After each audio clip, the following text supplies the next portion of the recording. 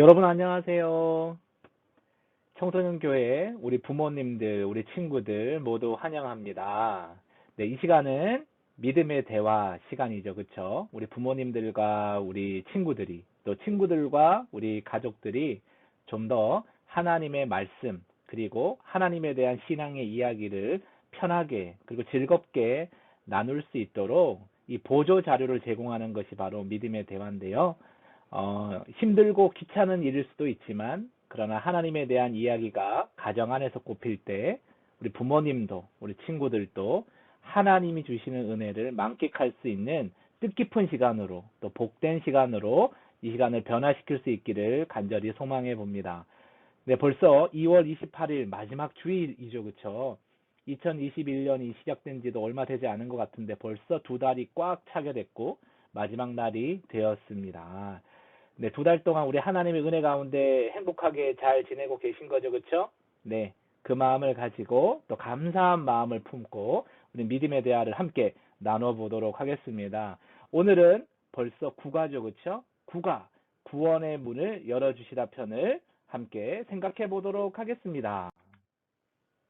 네, 이번 주 말씀 뽀개기인데요. 우리 총 세 가지 스텝으로 우리 믿음의 대화 말씀 뽀개기를 진행해 보잖아요. 그렇죠? 첫 번째 본문 뽀개기는요.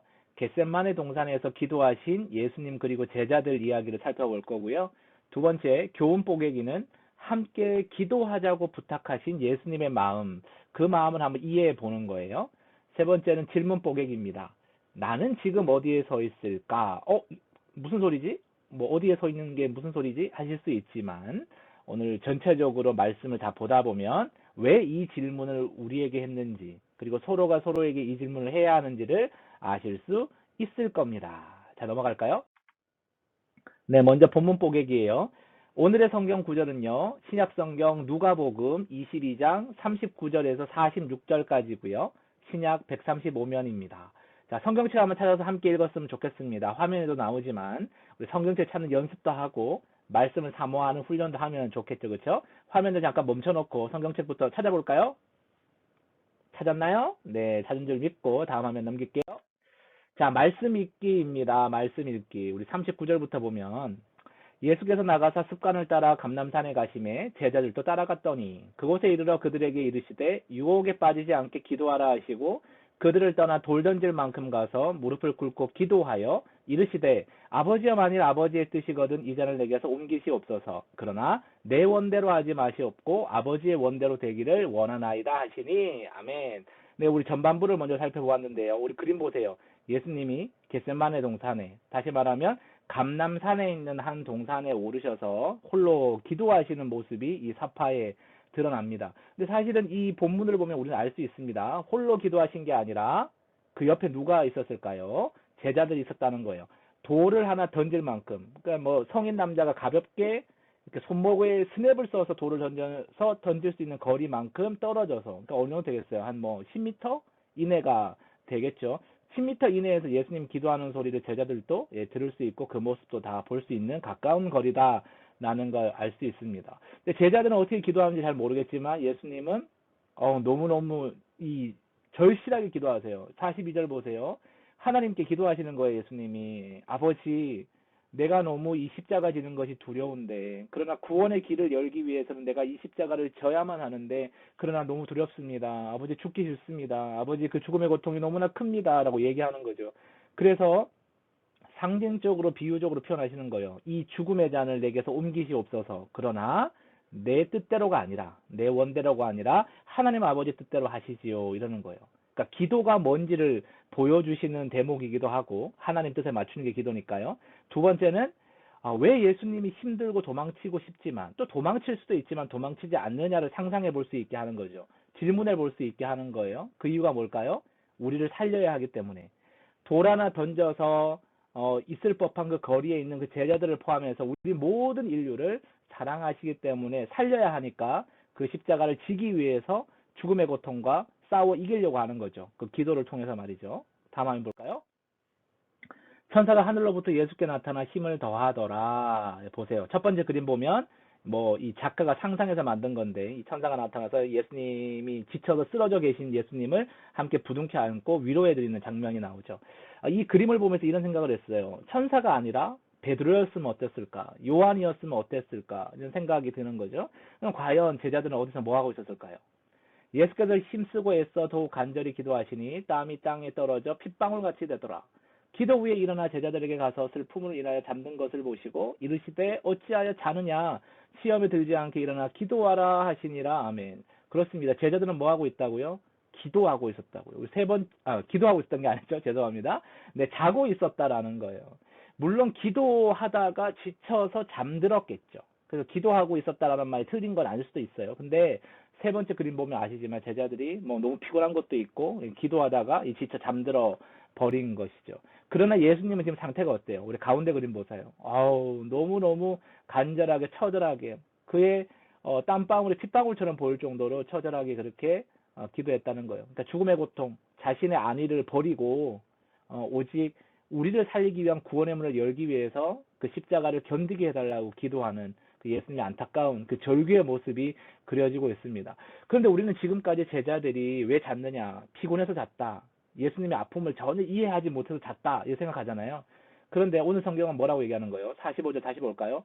슬픔으로 인하여 잠든 것을 보시고. 그러니까 제자들도 너무 예수님이 슬퍼하시는 모습을 보고 기도하는 걸 보니까 너무 마음이 아팠던 거죠. 그래서 함께 눈물을 흘리면서 기도했다는 것을 암시적으로 알 수 있는 거예요. 그런데 너무 눈물을 흘리면서 오래 기도하다 보니까 자기들도 모르게 그만 지쳐서 잠들게 된 거죠. 그래서 단순히 예수님의 마음을 전혀 이해 못하는 제자들은 아니었다. 그러나 아쉬운 것은 함께 예수님과 기도하지 못했던, 끝까지 그렇게 하지 못했던 것은 아쉬운 부분이다. 과연 내가 저 자리에 있었다면 나는 과연 어떤 모습으로 예수님과 함께 기도할 수 있었을까?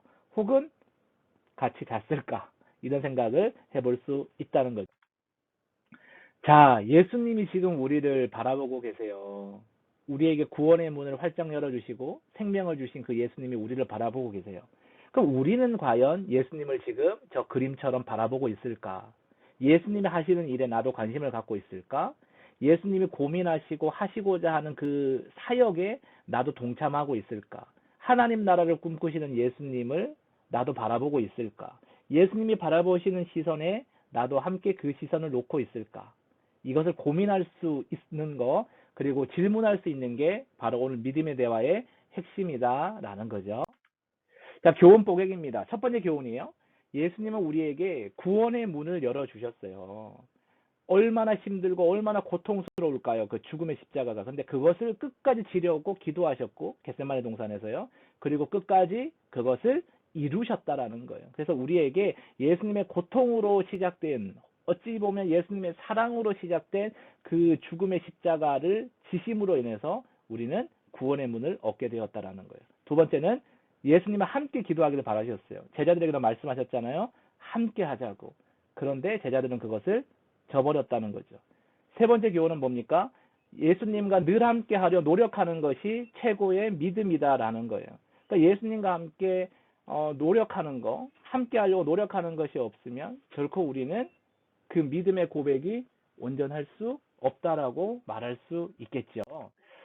자, 마지막으로 우리 질문 뽀개기 시간을 갖도록 하겠습니다. 우리 나를 바꾸는 질문을 한번 해볼 텐데요. 두 가지 질문을 우리 부모님들과 함께 나누었으면 좋겠어요. 혹은 스스로와 한번 나눠봐도 좋겠죠. 첫 번째 질문은 예수님이 겟세마네 동산에서 그토록 힘들게 기도하신 이유가 무엇일까요, 여러분? 땀방울이 핏방울처럼 보였다라고 성경은 그렇게 말씀하고 있는데요. 그렇게 힘들게 기도하신 이유는 무엇일까? 그 이유의 가장 한가운데 있는 가장 중요한 이유 중에 하나는 우리일 텐데, 예수님이 우리를 어떻게 바라보셨기 때문에 그렇게 힘들게 기도하시면서까지 그 죽음의 고통 가운데 힘들어 하시면서까지 우리에게 구원의 문을 선물해 주려 하셨을까? 한번 그 이유를 스스로 찾아보았으면 좋겠습니다. 두 번째는 그때 그 자리에 내가 있었다면 나는 제자들과 다르게 행동할 수 있었을까? 만약에 여러분이 예스 했든 노 했든 그 이유에 대해서도 한번 생각해 보았으면 좋겠습니다. 우리는 단순히 예수님이 기도하실 때 잡는 제자들을 비난하거나 비판하지만 그런데 우리가 만약 그 자리에 있었다면, 지금 나의 신앙의 모습으로 그 자리에 있었다면, 과연 우리는 어떻게 행동할 수 있었을까? 우리 부모님들과 혹은 가족들과 혹은 여러분 스스로 한번 이 질문에 답해보고 우리의 믿음을 한번 점검해 볼 수 있는 시간이 되었으면 좋겠습니다.